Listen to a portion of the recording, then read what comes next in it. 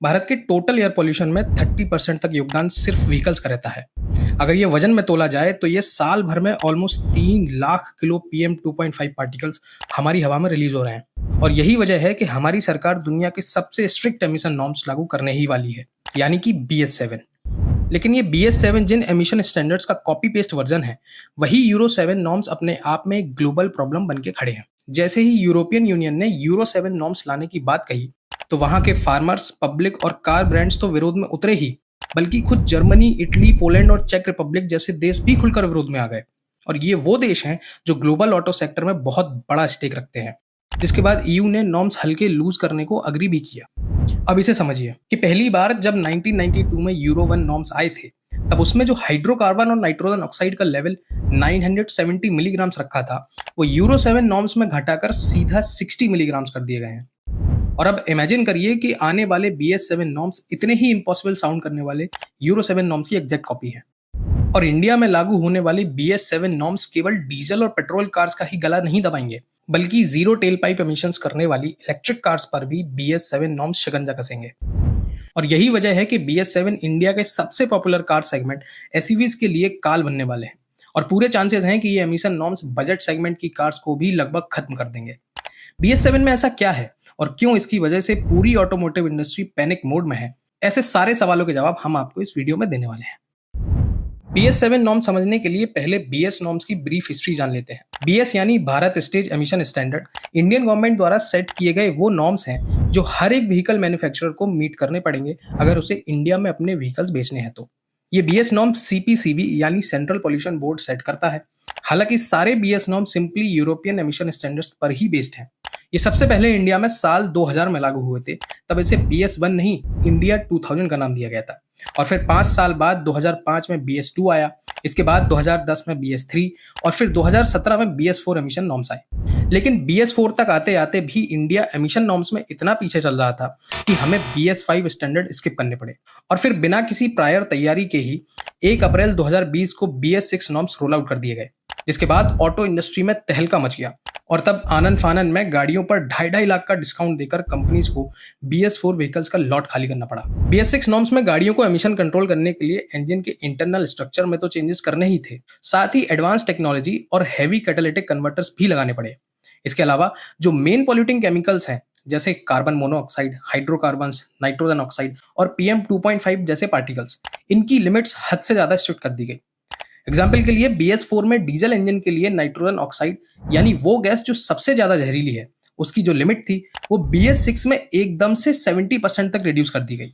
इस चक्कर में मारुति जैसे ब्रांड्स को नेशनल इंजन ऑफ इंडिया यानी DDIS इंजन को बंद करना पड़ा और मारुति ने हमेशा के लिए डीजल कार्स बनानी ही छोड़ दी। और कई सारे ब्रांड्स को BS6 के चक्कर में तो अपनी गाड़ियां ही बंद करनी पड़ गई। अब इससे जैसे तैसे ऑटो मेकर्स मैनेज कर ही रहे थे कि फिर 2023 में BS6 फेज 2 भी आ गया। BS6 फेज 2 में सबसे खतरनाक चीज ये थी कि अब गाड़ियों के एमिशंस लैब में नहीं, बल्कि कार्स और बाइक की रियल ड्राइविंग कंडीशंस में टेस्टिंग होती है। इस चीज के लिए आप फोक्सवैगन डीजलगेट स्कैंडल को गाली दे सकते हैं। और रियल वर्ल्ड एमिशन के लिए सारी गाड़ियों में एक on board diagnostic system fit किया जाने लगा, जो आपके ड्राइव करते टाइम इंजन एमिशंस को रियल टाइम में मॉनिटर करता रहता है। और BS6 में मैंडेटरी ये सारी टेक्नोलॉजी जब व्हीकल्स में फिट करनी पड़ी, तो अल्टीमेटली बाइक्स और कार्स के दाम बेतहाशा बढ़ गए। अब बात करते हैं BS7 नॉर्म्स की। BS7 भी यूरो 7 स्टैंडर्ड्स की ही एग्जैक्ट कॉपी है। यूरो 7 अगले साल जुलाई 2025 में यूरोपियन कंट्रीज में लागू हो जाएंगे और BS7 भी इंडिया में 2027 तक कभी भी आ सकते हैं।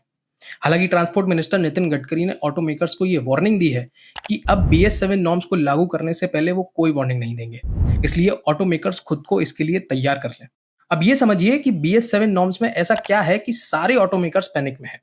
दरअसल इससे पहले जो भी एमिशन नॉर्म्स थे, जैसे BS6 या यूरो 6, उसमें पेट्रोल के मुकाबले डीजल इंजन्स में थोड़ा एमिशन लिमिट का रिलीफ दिया गया था। जैसे BS6 में नाइट्रोजन ऑक्साइड की लिमिट पेट्रोल के लिए 60 मिलीग्राम्स थी, वो डीजल में 80 mg अलाउड थी। लेकिन यूरो 7 या BS7 में पेट्रोल और डीजल की लिमिट खत्म करके दोनों को ही 60 मिलीग्राम्स पर किलोमीटर कर दी जाएंगी, जो कि पेट्रोल में तो फिर भी मैनेज हो जाएगा, लेकिन डीजल में ऑलमोस्ट इम्पॉसिबल होने वाला है। और ऐसे में करंटली चालू बहुत सारे डीजल इंजन्स और गाड़ियों को बंद करना पड़ जाएगा और BS7 में दूसरे पोल्यूटिंग पार्टिकल्स की भी लिमिट और कम कर दी जाएगी। इसके अलावा BS7 कंप्लाइंट करने के लिए व्हीकल्स में अब ऑन बोर्ड डायग्नोस्टिक सिस्टम की बजाय ऑन बोर्ड मॉनिटरिंग सिस्टम लगेंगे, जो ओवर द ईयर आपकी गाड़ी का एमिशन डेटा कंसर्न अथॉरिटीज को ट्रांसफर करते रहेंगे। इसके लिए इंजन के हेड से लेकर एग्जॉस्ट पाइप तक बहुत सारे एक्सपेंसिव सेंसर्स लगाने पड़ेंगे। और अभी एग्जॉस्ट पाइप में जो कैटालिटिक कन्वर्टर लगे होते हैं, वो जब तक 400 डिग्री पर गर्म नहीं होते तब तक एग्जॉस्ट गैसेस से रिएक्ट करके एमिशंस कम नहीं कर पाते। लेकिन अब BS7 नॉर्म्स में इस कैटालिटिक कन्वर्टर पर हीटर्स लगाने पड़ेंगे, जो कि इसे गाड़ी के स्टार्ट होने से पहले ही 400 डिग्री पर गर्म करके रखें, जो अपने आप में बहुत ही कॉस्ट हंग्री प्रोसेस होने वाली है। इतना ही नहीं, BS7 में अब गाड़ी के ब्रेक्स और टायर से भी होने वाले पोल्यूशन पर शिकंजा कसा जाएगा। यानी कि टायर के घिसने और ब्रेक पैड्स एंड डिस्क के घिसने से जो भी पॉल्यूटेंट पार्टिकल्स रिलीज होते हैं, BS7 या यूरो 7 में उस पर भी लिमिट सेट कर दी गई है। और BS7 में वो भी होगा जो किसी ने एक्सपेक्ट नहीं किया था। इन रेगुलेशंस के लपेटे में अब इलेक्ट्रिक कार्स भी आ जाएंगी। इसके तहत ईवीज की बैटरी की ड्यूरेबिलिटी और लॉन्जेविटी पर फोकस किया जाएगा, और ये रूल्स हाइब्रिड कार्स की बैटरी पर भी लागू होंगे। यानी कि पैसेंजर इलेक्ट्रिक कार्स की बैटरी की 5 साल बाद भी चार्ज होल्ड कैपेसिटी 80% तक होनी चाहिए, और 8 साल बाद यही बैटरी हेल्थ 72% से नीचे नहीं जानी चाहिए। इससे होगा ये कि ईवी कार्स की लाइफ साइकिल में बैटरी रिप्लेसमेंट चांस एकदम कम हो जाएंगे, क्योंकि बैटरीज को डिस्पोज करना और नया बनाना अपने आप में बहुत हैवी पॉल्यूटिंग प्रोसेस है।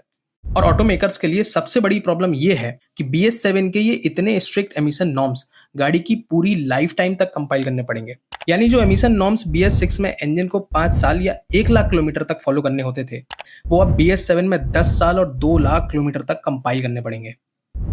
लेकिन BS7 नॉर्म्स जब आ जाएंगे तो हमें इससे कुछ फायदे भी मिलेंगे। जैसे एमिशन कम करने के लिए इंजन के अंदर फ्यूल बहुत एफिशिएंटली बर्न होगा, उससे अल्टीमेटली गाड़ियां बहुत ही अच्छा माइलेज देंगी। और इसके लिए इंजन छोटे भी हो जाएंगे, जिनसे पावर निकालने के लिए ज्यादा से ज्यादा टर्बोस का भी इस्तेमाल होगा। और अगर कमर्शियल लेवल पर देखें तो जो टाटा महिंद्रा जैसे इंडियन ब्रांड्स हैं, जब वो यूरो 7 नॉर्म्स पर कार्स बनाने लगेंगे तो वो सारी यूरोपियन कंट्रीज में भी अपनी गाड़ियां इजीली बेच सकेंगे। लेकिन फिलहाल BS7 के फायदे कम और नुकसान बहुत ज्यादा दिख रहे हैं, क्योंकि इतने स्ट्रिक्ट लेवल पर एमिशन लाने के लिए ऑटोमेकर्स को अंधा पैसा इंजन की R&D पर लगाना पड़ेगा। और जब इतनी सारी टेक्नोलॉजी के साथ BS7 इंजन बन के रेडी होंगे तो उनके दाम जरूरत से ज्यादा बढ़ जाएंगे, जिससे कंज्यूमर इन्हें खरीद ही नहीं पाएंगे। और जब ये इंजन इतने महंगे हो जाएंगे तो बजट कार्स भी बजट से पूरी तरह बाहर चली जाएंगी, और शायद बजट कार्स की पूरी कैटेगरी ही तबाह हो जाए। और डीजल इंजन वो तो अंडर 10 लाख वाली कार्स से गायब हो ही जाएंगे, और आप सिर्फ महंगी कार्स में ही डीजल ले पाएंगे। और ये भी मान के चलिए कि सारे petrol diesel engine less powerful तो होने ही हैं। और यही वजह है कि BS7 आने के बाद मैक्सिमम डीजल इंजन बंद हो जाएंगे। इस चक्कर में कई सारी कार्स की डेथ भी होना तय है। इसलिए बेचारे सारे ऑटोमेकर्स ये कह रहे हैं कि पहले से हमने ईवीज को लेकर आई डेडलाइंस को मीट करने के लिए सारी R&D फोर्स ईवीज के डेवलपमेंट में लगा रखी है, और अब यूरो 7 नॉर्म्स को कंपैटिबल करने के लिए इंजन पर बहुत बड़ी वर्कफोर्स लगानी पड़ेगी, जिस वजह से ऑटो कंपनीज के लिए बड़ा संकट होने वाला है।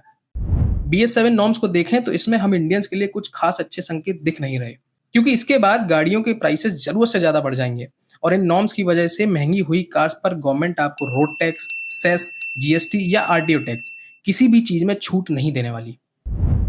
BS7 पर यह डीप इंसाइट आपको अगर पसंद आई हो तो इस वीडियो को लाइक करें, और ऐसे ही इंफॉर्मेटिव कंटेंट के लिए चैनल को भी सब्सक्राइब कर सकते हैं।